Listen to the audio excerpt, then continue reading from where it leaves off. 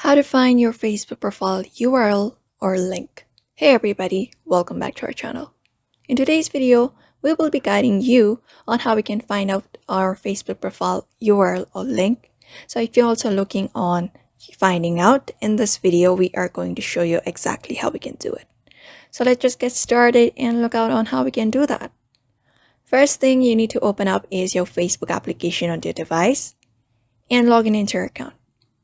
Once you're logged in, you will be seeing this your profile interface, this interface right here on your screen. Once you're here, you can directly head over to your profile by tapping it right here, and you will be directly led to your profile page.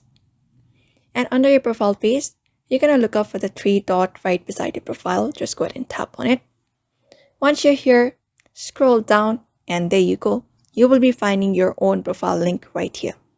So you can just go ahead and copy this link and share it with others if you want it, and that is it.